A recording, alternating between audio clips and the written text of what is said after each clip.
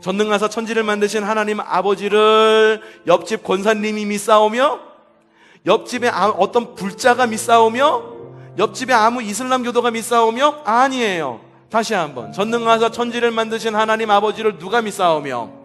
내가 믿사오며.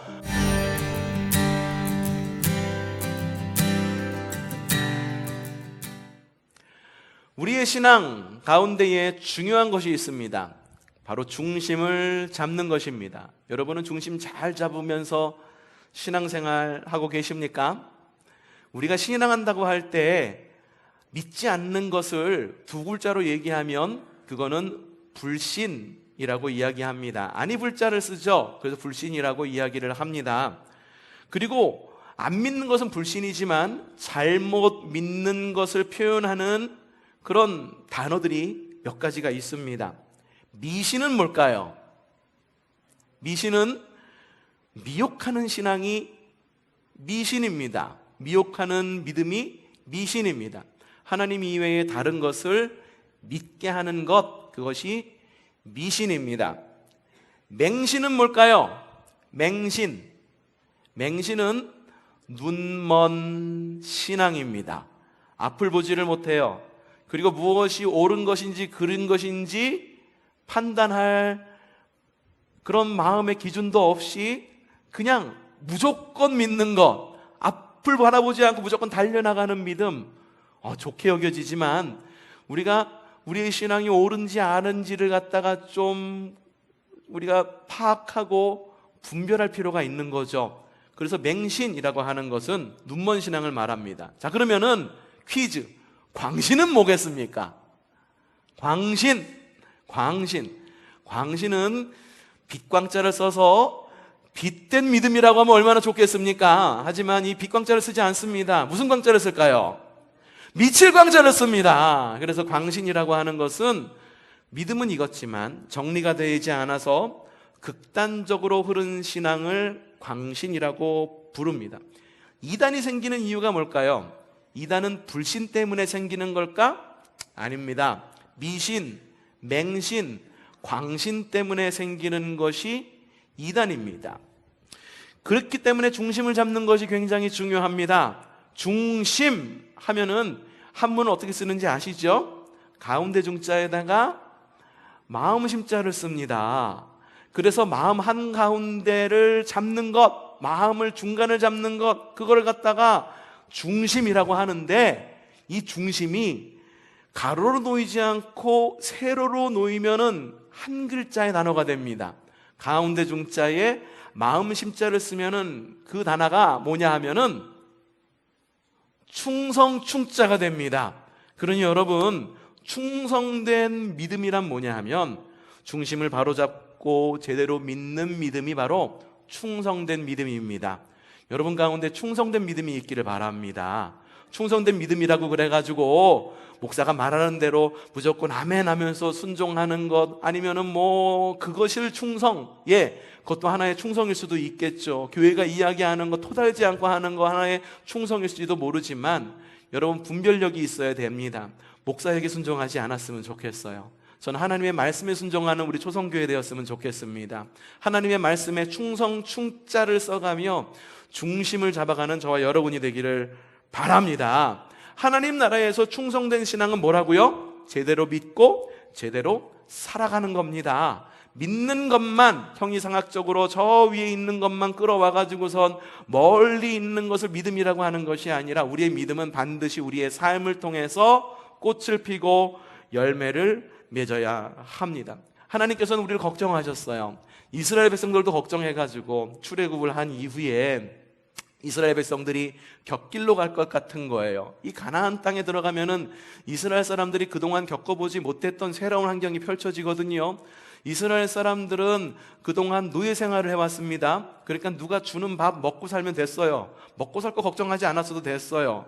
그리고 이스라엘 백성들은 대대로 목축업을 하고 살았습니다. 때를 지어가지고 양을 이렇게 몰면서 목축업을 하고 살았어요. 그런데 가나안 땅에 들어가면 목축업도 했었어요. 근데 가나안 땅에 있는 사람들의 주된 직업이 뭐였을 것 같습니까? 농사였었습니다. 한 곳에 머물러 가지고 농사를 지으면서 사는 것. 이스라엘 백성들이 살았던 양식과 완전히 다른 양식으로 살아갔어야 됐어요. 주님께서 걱정이 드는 거예요. 그래가지고 광야 가운데에서 주님께서 호렙산에서 이스라엘 백성들에게 10가지 계명을 주시는데 그게 뭘까요? 10계명이에요. 10계명. 10계명은 내년에 10계명을 1, 2, 3, 4, 5, 6, 7, 8, 9, 10 해서 이렇게 시리즈 설교로 제가 준비하고 있어요. 그러니까 과연 이 10계명이 지금을 사는 우리가 무슨 의미가 있는지를 그건 내년에 알아보고, 그렇게 이스라엘을 갖다가 내보내가지고선 목전에 이제 가나안 땅을 앞뒀는데 얘네들이 잘 살고 있는지 못 살고 있는지 주님께서 좀 더 알려주고 싶은 거예요.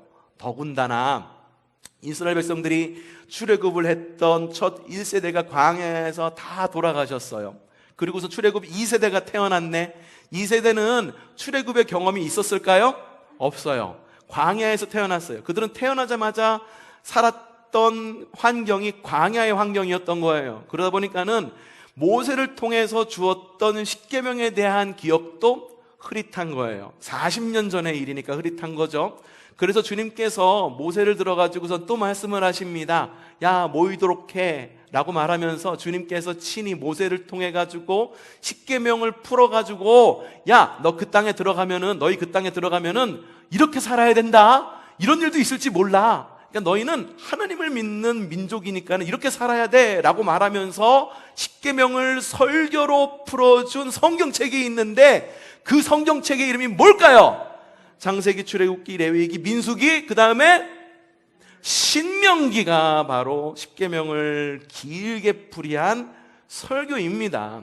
주님께서도요, 이스라엘 백성들에게 이렇게 어떻게 신앙생활해야 된다, 그곳에서 어떻게 생활해야 된다, 그리스도인이라면 이렇게 해야 된다라는 기준을 주셨는데 그 기준이 뭔지 아십니까? 여러분들 다 갖고 있는 거예요. 한번 그 기준을 한번 높이 한번 들어보시겠어요? 그게 뭔가요? 바로 성경입니다. 주님께서는 우리에게 성경을 주셔서 이 성경 말씀 따라 잘 살아라. 이게 바로 그리스도인이 살아야 할 기준이고 그리고 검증할 수 있는 기준이다라고 이야기를 합니다. 성경은요, 세밀지도예요. 세밀지도는 어떤 지도입니까? 몇만 분의 몇, 그러면 큰 땅덩어리를 갖다가 요만하게 줄여놔요. 그걸 갖다가 다시 크게 보면은 우리가 어디로 가야 될지 샛길도 나오고 갓길도 나오고 돌아가는 길도 나오고 다 볼 수가 있어요. 그런데 우리가 세밀 지도를 갖고선 길을 찾아갈 수 있지만 종종 우리에게는 세밀 지도가 아니라 간단한 지도가 필요할 때가 있습니다. 그 지도가 뭔지 아세요? 그것을 바로 약도라고 부릅니다. 그렇죠? 여러분 주보 보시면은, 주보 뒷면에 보면은 초성교회 오시는 길 이래가지고선 동두천에서 올라와서 어떻게 북쪽으로 가면서 어디에 있는지, 북쪽에서 연천에서 내려오면서 우리 교회가 어디 있는지를 간단히 볼 수가 있어요. 그 약도에는요, 세밀한 도로까지 나와 있지 않아요. 저기로 강가로에서 돌아오는 길도 있습니다. 그리고 뺑 돌아가지고서 연천을 뺑 돌아가서 남쪽으로 해서 올라오는 길도 분명히 있어요. 하지만 그러한 세밀 지도 필요하지만 우리가 어딘가를 찾아갈 때 가장 간단하게 볼 수 있는 약도가 우리에게도 필요하다라고 하는 거예요. 자, 세밀 지도는 뭐다? 성경이다. 그러면은 우리에게 주님께서는 세밀 지도뿐만 아니라 약도도 우리에게 허락해 주셨는데 그 약도가 무엇인지를 아십니까? 그것이 바로 사도신경입니다. 우리 교회가 우리 주일 예배 시간에는 사도신경 특별히 외우는 시간이 별도로 있지는 않아요. 근데 사도신경을 갖다가 원래는 다 외우게끔 되어 있습니다. 왜냐하면은 사도신경은 우리가 신앙생활 하는데 가장 간편하게 따라갈 수 있는 우리 신앙생활의 세밀지도가 아니라 약도이기 때문이에요. 우리가 어디를 향해서 가야 되는지, 하나님은 누구신지, 교회는 무엇인지를 갖다 알려주는 약도이기 때문입니다. 근데 이 사도신경을 약도라고 부르는 이유가 있습니다. 바로 이 세밀 지도를 바탕으로, 성경을 바탕으로 사도신경이 지어졌기 때문이에요. 하지만 사도신경이 만들어졌다고 해서 사도신경이 곧 성경일까요? 아닙니다. 사도신경이 곧 성경이 아닙니다. 그러면은 성경은 사도신경일까요? 아닙니다. 성경은 성경이라고 우리의 경전이라고 믿음으로 고백합니다. 하지만 사도신경은 사도신경, 믿을 신자를 씁니다. 성수로 성자를 쓰지 않고 믿을 신자를 씁니다. 성경은 우리의 뭐예요? 경전입니다. 하지만 사도신경은 우리의 경전이 아닙니다. 단지 약도일 뿐입니다. 하지만 성경에 준하는 권위를 갖고 있습니다. 그렇기 때문에 사도 무엇이라고 부른다고요? 신경이라고 부르는 것입니다. 아셨죠? 성경, 이거 무엇가 있다고요? 신경이 있다라고 하는 거예요. 다시 한번, 성경이 있고 또 뭐가 있다고요? 신경이 있다라고 하는 것입니다. 자, 첫 사도신경은요, 처음 완성된 사도신경은 라틴어로 되어 있었습니다. 라틴어 여러분 다 읽으실 수 있으시지요? 그래서 제가 라틴어를 적어 왔어요. 밑에 한번 띄워줘 보시겠어요? 라틴어 뭐라고? 예, 이게 뭐라고 읽을까요? 심볼룸 아포스톨로룸이라고 읽는데요. 그냥 소리 나는 대로 읽으면 돼요. 심볼룸 아포스톨로룸. 그냥 소리 나는 대로 읽으면 그게 라틴어를 읽는 방법이에요. 이걸 기억하면 뭐냐면 그 아래 조그맣게 써 있죠. 뭐라고 써 있습니까? 사도들의 증표라는 뜻을 가지고 있습니다. 그러니까는 심볼룸이라고 하는 것이 증표라는 이 의미를 담고 있는데, 여러분 심볼룸 하면 영어 단어에서 떠오르는 단어가 있죠. 어떤 단어? 심볼이라는 게 뭡니까? 상징을 나타내는 거예요. 옛날에 우리 50년대에 미국에 유명한 여성 배우가 있었어요. 그쵸? 마를린 monroe, 우리나라에도 왔었던 거 아세요? 6.25 전쟁 때 미군들을 이렇게 위문 공연하려고 우리나라에도 왔었어요. 그 마를린 monroe가 하나의 상징이에요. 그쵸? 상징이죠. 섹시 심볼이라고 말하는 하나의 상징으로 여겨지죠. 상징이라는 바로 그걸 말하는 거예요. 대표하는 상징적인 걸 말하는 거예요. 이 뭐냐면은 심볼이라고 하는 거는 상징, 또 하나의 의미는 증표라는 말을 가지고 있습니다. 증표라는 것이 있어요. 이 증표라는 것이 무엇이냐? 바로 이런 겁니다. 근데 전쟁이나 이런 일이 있어가지고 헤어지는 거예요. 그럼 어떻게 하느냐? 야, 혹시나 헤어질지 모르니까는 내가 요 조각 하나, 우리 한 조각을 갖다가 반으로 나누어 가지고 이거 네가 가져가. 이거 내가 가져갈게. 나중에 혹시 내가 먼저 죽거나 네가 먼저 죽어가지고 우리 둘이 못 만난다 할지라도 우리 자녀들이라도 나중에 이 증표를 갖고선 다시 만나게 해주는 그런 증표로 삼자라고 해서 정표와 증표를 갖다가 똑 떼어가지고선 나눠주는 모습. 그 여명의 눈동자 이런 모습 안 나왔나요? 아니면은 뭐 이상가족 찾기에서 그런 모습들도 볼 수가 있어서, 그러면 딱 맞추면 어떻게 해요? 맞으면은 어떻게 되는 거예요? 헤어진 가족, 흩어진 가족, 확증하는 역할을 가지고 있어요. 부모와 자식 간에 멀리 떨어져서 흩어진 자식들, 부모들, 부부들, 비록 남과 북으로 흩어져 갖고서 어떤 가족은 재혼했고 그래 갖고선 가족이 두 개로 나눠지고 막 이런 일이 있을지는 모르지만, 흩어져서 다시 만났을 때 쪽을 맞춰 보았을 때 내 가족이구나, 내 핏줄이구나 확인하는 것을 뭐라고 그런다고요? 정표, 증표라는 거예요. 여러분, 사도신경이 그런 역할을 하는 거예요. 사도신경은요, 우리가 가지고 있는 사도신경은요, 우리의 신앙을 확증하는 역할을 합니다. 그리고 우리의 신앙이 옳은지 그른지를 확인하는 역할을 합니다. 그럼 이 확인하는 역할을 하는데 언제 이 증표가 필요할까? 따라해 봅시다. 첫 번째, 하나님 나라가 완성될 때. 여러분, 요한계시록을 읽으면은요, 요한계시록의 내용 여러분 무시무시하게 들리죠? 근데 요한계시록의 내용은요, 사실은요, 아주 굉장한 로맨틱한 러브 스토리예요. 뭐냐 하면, 하늘에 먼저 올라가신 신랑 되신 주님께서 땅에 남아있는 신부인 교회를 찾는 이야기가 요한계시록의 이야기거든요. 물론 그 가운데는 많은 어려움이 있을 거예요. 적그리스도가 나타나서 그 만남을 방해하기도 합니다. 어떤 사람들은요, 아우 나 그냥 신부 안 할래 라고 말하면서 파혼의 길을 하기도 합니다. 근데 마지막 때에 주님께서 오실 때, 하나님 나라는 주님께서 다시 오실 때 완성이 되죠. 바로 그때 주님께서는 우리에게 오셔서 우리에게 묻는 거예요. 신부인 우리에게 묻는 거예요. 너 누구를 기다렸니? 너 무엇을 믿어왔니?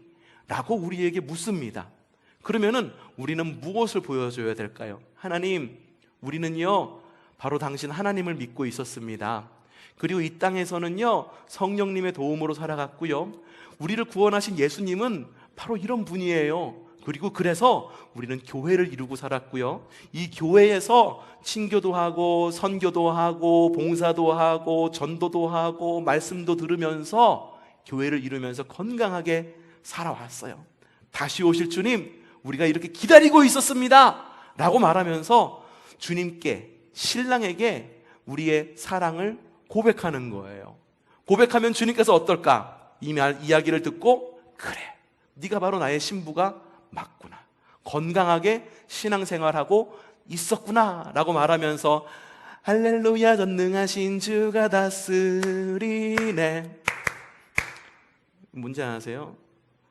어린 양과 신부가 준비되었다라고 하는 것, 신랑 신부가 결혼하는 마지막 때의 결혼식이 거기서 이루어진다라고 하는 거예요. 이때 필요한 것이 무엇일까? 우리의 신앙 고백.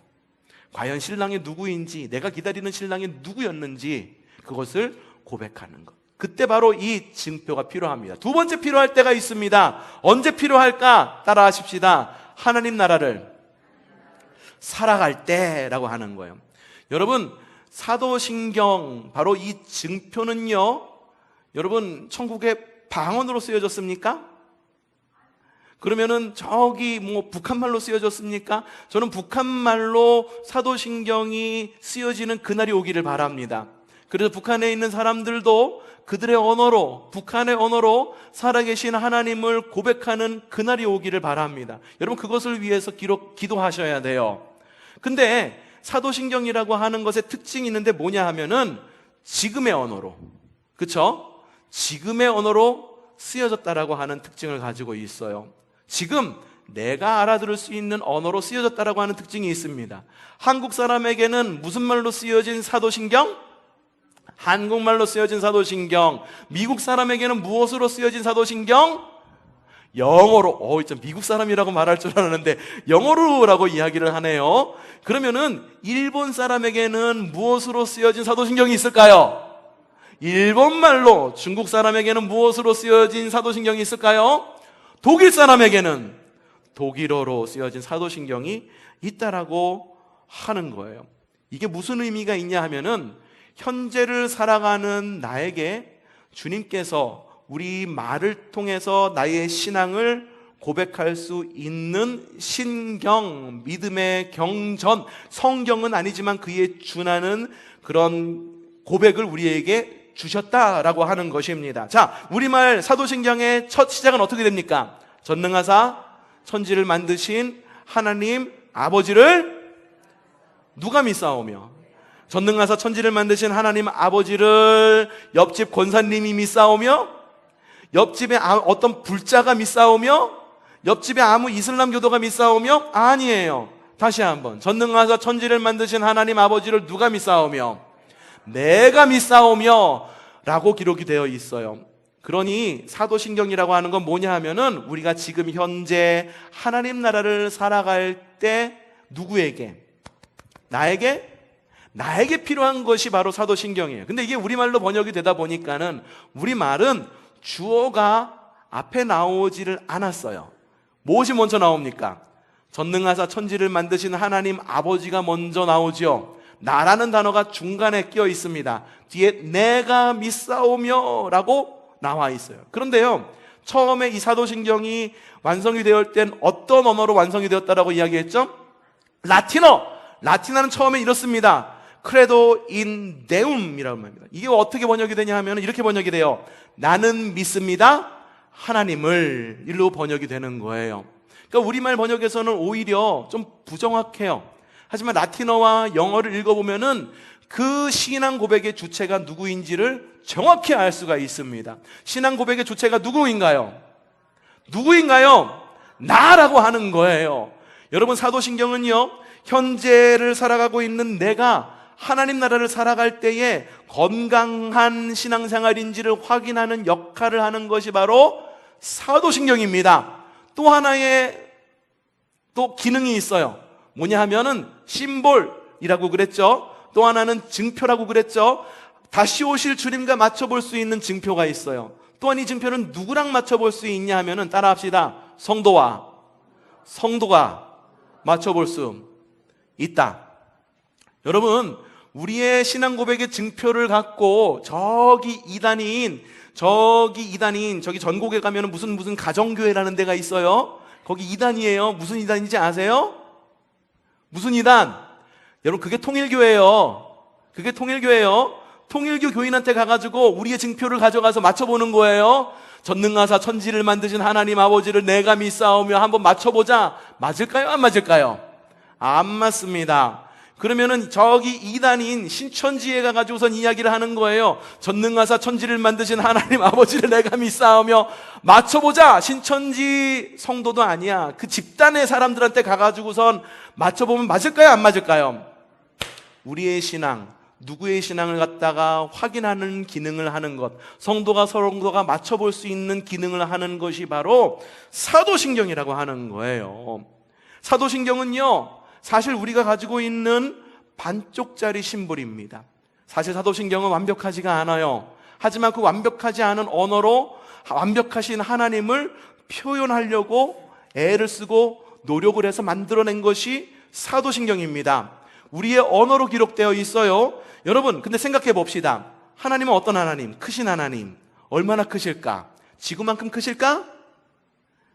태양계만큼 크실까? 우주만큼 크실까? 아니, 따라합시다. 우주보다 크신 하나님. 여러분, 이 하나님이에요. 그래서 우리가 알아듣기 쉽게 찬송도 있잖아요. 하늘을 두루마리 삼고 바다를 먹물 삼아도 한없는 하나님의 사랑 다 기록할 수 없겠네. 하늘을 두루마리 삼고 바다를 먹물 삼아도 하나님의 사랑을 기록할 수가 없대. 제한된 그 자원을 갖고도 기록할 수가 없대요. 하물며 우주보다 크신 하나님을 갖다가 기록하려고 그러는데 기록할 수가 있을까? 생각해 봅시다. 여러분, 언어로 여러분의 모든 생각을 갖다가 다 표현할 수가 있나요? 아니에요. 언어는 제한적이고 한정적입니다. 여러분, 철학을 할 때 가장 좋은 언어가 뭔지 아세요? 독일어예요. 독일어는요, 그 단어의 숫자가 굉장히 많습니다. 특정한 상황을 말할 때, 특정한 무엇인가를 이야기할 때 그것을 지칭하는 것이 어떤 관점을 보느냐에 따라 다 다르기 때문에 철학이 발달될 수밖에 없었어요. 언어가 다양하기 때문에. 그런데 여러분, 생각해 봅시다. 나보기가 역겨워 가실 때에는 말없이 보내드리오리다. 지려밟고 가시옵소서. 이런데 이걸 영어로 해석하는 거야. 근데 나보기가 역겨워 가실 때 뭐라고 번역할 거예요? 역겹다라고 말하는 것 갖다가 disgust 막 이러면서 막 이야기할 수 있을까? 그걸로 표현이 되지가 않아. 그러면 또 살며시 지려밟고 가시옵소서라는 말을 갖다가 영어로 번역할 수 있어요? 사실 어려워요. 우리나라에서 문학 면에서 노벨 문학상이 잘 나올 수 없는 구조를 가진 이유가 우리나라가 가진 그 언어의 미묘한 차이를 영어로 표현하는 데는 굉장히 어렵습니다. 굉장히 어려워요. 그래서 노벨 문학상의 수상자들이 우리나라에서는 잘 나오기가 힘들어요. 파라타라는 말, 여러분 파라타라는 말도 그래요. 여러분 신호등 기다리죠? 신호등이 어떤 색으로 기록이 되어 어떤 식으로 있습니까? 무슨 색으로 되어 있어요? 빨간색, 노란색, 그리고 초록색이에요, 파란색이에요? 초록색이에요, 파란색이에요? 초록색이에요, 파란색이에요? 왜 말을 못해요? 초록색이에요, 파란색이에요? 어떤 분은 파란색이라고 이야기하고 어떤 분들은 초록색이라고 이야기합니다. 아이들 동요에도 그래요. 빨간 불에 멈추고 무슨 불에? 초록불에 멈추라라고 이야기를 합니다. 근데 실제 보세요. 초록불이에요? 파란불이에요? 예, 헷갈리죠? 그럼 파랗다. 그럼 어떤 파랑이에요? 푸르딩딩한 파랑이에요? 쨍한 파랑이에요? 아니면은 무슨 파랑이에요? 파랑도 종류가 많아요. 푸르른 파랑이에요. 어렵죠. 왜 이렇게 어렵냐 하면 우리의 언어에는 한계가 있기 때문에. 우리가 가지고 있는 한정적인 언어로 주님께서 창조하신 이 세계를 표현하는 것조차도 쉽지가 않은데, 우주보다 크신 하나님을 갖다가 우리가 신앙 고백한다라고 그래서 우리의 언어로 만드는 것이 쉬울까? 결코 쉬운 일이 아니다라고 하는 거예요. 불완전한 우리가 어떻게 완전하신 하나님을 증명할 수 있겠습니까? 불완전한 우리가 불완전한 언어로 하나님은 이런 분이다라고 한마디로 정의 내릴 수가 있겠습니까? 그런데 무엇이 있어? 사도신경이 우리에게 있네? 그럼 이게 뭐야? 라고 당연히 질문하실 수 있어야 돼요. 그래서 이 사도신경이라고 하는 것은요, 역사적으로 굉장히 오랜 시간을 거쳐서 오랜 논쟁과 검증의 과정을 거쳐가지고 단어 하나하나 신중하게 확정 지은 것이 바로 사도신경입니다. 사도신경의 첫 출발은 성경에서 시작된다라고 말씀드렸죠. 첫 출발은 어디 시작됐느냐? 여러분들도 잘 알고 있는 성경 말씀입니다. 마태복음 16장 16절, 우리가 늘 세번역으로 읽지만 이번에 개역개정으로 가져왔어요. 이게 훨씬 여러분에게 익숙하기 때문에. 시몬 베드로가 대답하여 이르되 뭐라고 이야기합니까? 살아계신 하나님의 아들이시나이다 라고 고백을 합니다. 여러분에게 누군가가 물어봅니다. 예수님이 누구십니까? 라고 물었을 때 예수님을 뭐라고 대답하겠습니까? 어렵죠? 쉽지 않아요. 근데 베드로가 이야기를 한 거예요. 뭐라고? 주는 그리스도시요 살아계신 하나님의 아들이십니다라고 굉장히 명료하게 이걸 갖다가 이야기해요. 주님께서 난리가 났네. 바요나 시몬아, 시몬의 아들, 요한의 아들 시몬아, 네가 정말 복되다. 이거 알게 한 거 니네 부모가 아니야. 하나님이 너로 하여금 알게 해줬구나. 칭찬을 엄청나게 합니다. 이것을 바탕으로 해서 사도신경이 시작이 됩니다. 그 시몬 베드로가 주님을 고백하는 것. 하지만 이것만 있는 게 아니야. 주는 그리스도시요 살아계신 하나님의 아들이십니다라고 하는 예수님에 대한 고백뿐만 아니라 초대교회에 이르러서는 어떤 고백을 하기에 이르느냐 하면은, 맞습니다, 하나님과 예수님과 성령님은 삼위일체 하나님입니다 라고 하는 고백을 하게 됩니다. 자, 봅시다. 마태복음 28장 19절 이렇게 적혀 있습니다. 시작. 그러므로 너희는 가서 모든 민족으로 제자를 삼아 아버지와 아들과 성령의 이름으로 세례를 주고. 무엇으로? 아버지와 아들과 성령. 아버지 하나님, 아들 예수님, 그리고 성령님, 삼위일체에 대한 신앙 고백으로까지 이렇게 발전을 하게 됩니다. 그런데 문제가 생겼어. 신앙 고백, 지금 우리는 사도신경을 가지고 있기 때문에 여기에 비추어 보면은 우리의 신앙이 옳은지 아닌지를 알 수 있다고 그랬죠. 근데 사도신경이 처음부터 있었다 없었다? 처음에는 없었다는 거예요. 그런데 제자들과 그리고 이 집사들과 그리고 교회를 이룬 사람들이 주님의 명령을 따라 실천하기 시작했어요. 주님의 마지막 명령이 뭐였습니까?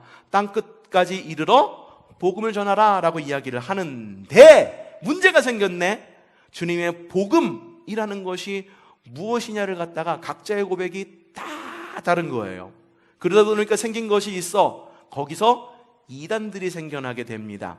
예수님이 누굽니까? 라고 물으니까는 처음에는 베드로가 이야기한 주는 그리스도시요 살아계신 하나님의 아들이십니다 라고 고백하는 사람들도 있었지만, 어떤 사람은 이렇게 말하는 거예요. 예수님 그거 어떻게 높으신 하나님 그리고 크신 하나님이 우리 같은 연약한 육신을 입고선 이 땅 가운데 오실 수 있어? 라고 말하면서 성육신하신 예수님을 부정하는 이단들도 생겨납니다. 생겨나요. 우리의 육신을 입고 나왔다고? 아니야. 육신은 말이야 악한 거야. 영은 선한 거야. 선한 게 어떤 게 악한 것을 입고 이 땅 가운데 올 수가 있어? 라고 말하면서 생겨난 이단들이 있는데, 이원론을 이야기를 하는 거예요. 이원론을 이야기하는데 지금 생겨나는 이단들도 똑같습니다.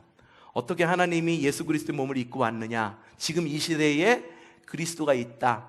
이만희가 그리스도이고 그리고 또 누구 문선명이 그리스도이고 이렇게 이야기를 하고 있는 거예요. 그러니까 이 이단들이 옛날부터 가지고 있었던 사람들이 가지고 있었던 옛날된 그 이단된 모습을 지금까지도 가지고선 사람들한테 이야기하는데 사람들은 똑같이 속아 넘어가는 거예요.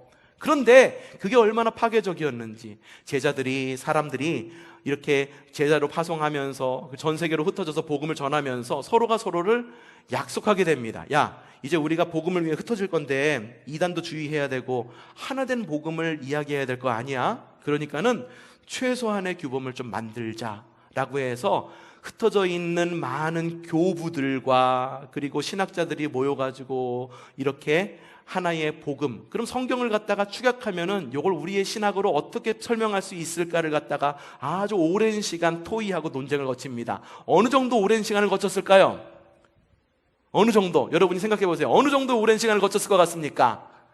1년? 1년 동안 모여서? 2년 동안 모여서? 10년? 100년? 어느 정도? 무려 600년. 엄청나게 오랜 시간 동안 사람들이 논쟁하고 신학적으로 검증해 가면서 AD 7세기에 이르러서야 교회의 전통을 통해서 불완전한 언어로 건강한 신앙의 기준을 표현하는 것. 그것이 바로 무엇이다? 사도신경이라는 것. 그러니 여러분, 사도신경을 우리가 외울 때에는 야, 이거 빨리 해치워야지. 야, 전능한 사천지를 만드신 하나님 아버지를 내가 그 이렇게 외우지 말고 오랜 시간 동안 많은 사람들이 고민해서 만든 것이고 하나님께서 지혜를 주시고 많은 사람들이 피 흘리면서 이 사도신경 때문에 얼마나 많은 사람들이 이단 정죄받고 많은 사람이 또 이렇게 축출되고 그랬는지 몰라요. 그 과정 가운데 있었던 희생과 노력들을 기억하면서 어떻게 해야 될까 집중하고 신실한 마음으로 고백하는 것이 옳습니다. 우리 한번 사도신경 한번 그렇게 집중하고 신실한 마음으로 한번 외워볼까요? 저 외워봅시다. 자, 시작. 전능하사 천지를 만드신 하나님 아버지를 내가 믿사오며 그 외아들 우리 주 예수 그리스도를 믿사오니 이는 성령으로 잉태하사 동정녀 마리아에게 나시고 본디오 빌라도에게 고난을 받으사 십자가에 못 박혀 죽으시고 장사한 지 사흘 만에 죽은 자 가운데서 다시 살아나시며 하늘에 오르사 전능하신 하나님 우편에 앉아 계시다가 저리로서 산 자와 죽은 자를 심판하러 오시리라. 성령을 믿사오며 거룩한 공회와 성도가 서로 교통하는 것과 죄를 사하여 주시는 것과 몸이 다시 사는 것과 영원히 사는 것을 믿사옵나이다. 여러분 앞으로 사도신경 외우실 때 전심을 다해 외우시기를 바랍니다. 특별히 이번 사도신경 학교를 하면서 여러분들에게 요청하고 싶은 것이 있습니다. 우리가 지난번에 주기도문 학교 하면서 여러분들이 요청한 게 있었어요. 무엇을 외우자! 무엇을 외우자! 새 번역으로 된 주기도문을 외우자라고 여러분에게 요청을 드렸습니다. 근데 이번에 우리가 사도신경을 하면서 사도신경 학교를 하면서 무엇을 외우자고 제가 여러분에게 요청을 할까요? 새로운 새 번역 사도신경을 외우자라고 요청을 드립니다. 훨씬 더 원문 라틴어에 훨씬 가깝습니다. 우리 말로 자의적으로 해석하지 않았습니다. 함께 새 번역 우리 사도신경 한번 외우는 거는 지금 당장 어려우니까 좀 읽어봅시다. 자, 시작. 나는 전능하신 아버지 하나님 천지의 창조주를 믿습니다. 그럼 나가 먼저 나오죠. 주체가 나라고 얘기했으니까. 나는 그의 유일하신 아들 우리 주 예수 그리스도를 믿습니다. 그는 성령으로 잉태되어 동정녀 마리아에게 나시고 본디오 빌라도에게 고난을 받아 십자가에 못 박혀 죽으시고 장사된 지 사흘 만에 죽은 자 가운데서 다시 살아나셨으며 하늘에 오르시어 전능하신 하나님 우편에 앉아 계시다가 저리로서가 아니라 어디로부터? 거기로부터 살아있는 자와 죽은 자를 심판하러 오십니다. 나는 성령을 믿으며 거룩한 공교회와 성도의 교제와 죄를 용서받는 것과 몸의 부활과 영생을 믿습니다. 아멘. 익숙하지 않으실 거예요. 하지만 세번역 이거를 읽으면은 우리가 고백했던 사도신경이 좀 더 명료하게 다가올 것입니다. 거룩한 공예와 성도가 서로 교통하는 것과 죄를 사하여 주시는 것과 몸이 다시는가 영원히 사는 것을 믿사옵나이다. 무슨 의미인지 사실 모르고 우리가 외웠던 것. 근데 이렇게 적혀 있어. 나는 성령을 믿으며 거룩한 공교회와 성도의 교제와 죄를 용서받는 것과 몸의 부활과 영생을 믿습니다. 얼마나 명확합니까? 외우실 수 있으시겠어요? 우리 차근차근 한 8주간, 10주간 우리가 이 말씀을 들을 거니까 차근차근 한번 외워가 봅시다. 물론 사도신경 이외에도 성경 안에는 많은 신앙 고백들이 있습니다. 신명기 26장 5절에서 10절에는요 감사 신앙의 고백이 있습니다. 이스라엘 백성들이 한 뭐냐면 하나님 우리에게 주신 모든 소득은 주님께서 주신 것입니다. 하나님 은혜에 감사합니다. 하나님만을 섬기겠습니다 라고 하는 감사의 신앙 고백이 신명기에 있습니다. 여호수아에는 뭐가 있느냐? 이런 고백이 있습니다. 하나님, 내가 가나안 땅에 들어가서 야훼 하나님만을 섬기겠습니다. 내가 그렇게 믿음으로 고백하겠습니다 라고 하는 야훼 신앙 고백이 있습니다. 신명기 6장에는요 하나님, 내가 가진 신앙을 나에게서 끊기지 않고 내 후대까지 전하는 신앙으로 살아가겠습니다 라고 하는 신앙 전승 결단의 신앙 고백이 있음을 발견할 수가 있어요. 여러분, 놀라운 것은요 우리 감리교회에도 사도신경 이외에 감리교 신앙 고백이 있습니다. 장로님들 아시죠? 감리교 신앙 고백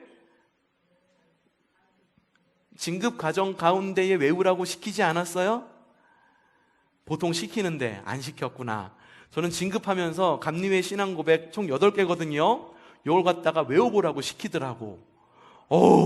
그래서 시킨다는 이야기를 듣고 선배 목사님들이 얘기를 해줘가지고 다행히 다 외웠었어. 근데 지금은 흐릿해. 안 외운 지 오래돼서. 그래서 한번 확인해보고 좀 지나가 볼게요. 감리회 신앙 고백이 있는데 1997년에 수정된 것이 마지막 수정본이에요. 이 감리교 교리와 장정에 보면은 뚜렷하게 나와 있습니다. 감리교 교리와 장정 보시고 싶으신 분들은 여기 앞에 하나 갖다 놨었는데 저기에 있네요. 교리와 장정을 보면은 감리교 법과 함께 감리회 신앙 고백이 있는데 다시 한번 우리 한번 읽어봅시다. 처음 보시는 분들도 있을 거예요. 근데 사도신경하고 매우 비슷한 구조를 가지고 있습니다. 자, 한번 읽어보죠. 감리회 신앙 고백 1.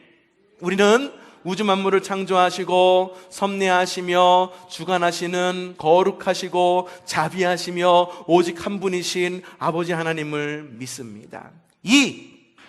우리는 말씀이 육신이 되어 우리 가운데 오셔서 하나님 나라를 선포하시고 십자가에 달려 죽으셨다가 부활 승천하심으로 대속자가 되시고 구세주가 되시는 예수 그리스도를 믿습니다. 3. 우리는 우리와 함께 계셔서 우리를 거듭나게 하시고 거룩하게 하시며 완전하게 하시며 위안과 힘이 되시는 삼위일체 하나님에 대해서 1번부터 3번까지 외웠죠. 4. 우리는 성령의 감동으로 기록된 하나님의 말씀인 성경이 구원에 이르는 도리와 신앙생활에 충분한 표준이 됨을 믿습니다. 성경에 대한 신앙 고백이에요. 또 5. 우리는 하나님의 은혜로 믿음을 통해 죄사함을 받아 거룩해지며 하나님의 구원의 역사에 동참하도록 부름을 받았습니다. 하나님의 무엇으로?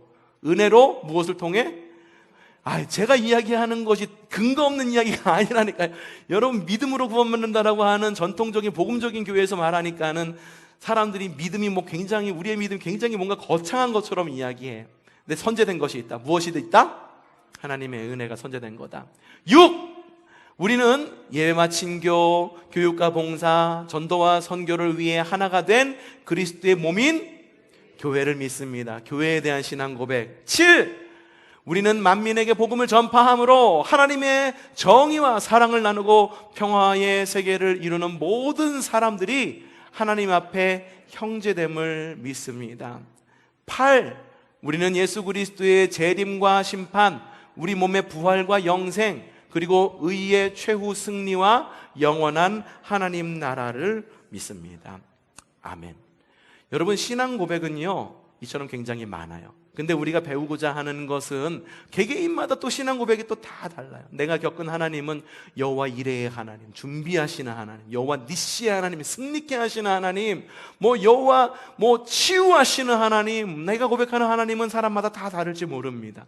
근데 우리가 앞으로 8주간 또는 10주간 들여다볼 이 믿음의 신앙 고백은요, 감리교 신앙 고백도 아닙니다. 신명기에 나와 있는, 여호수아에 나와 있는 신앙 고백이 아닌 그 어떤 신앙 고백?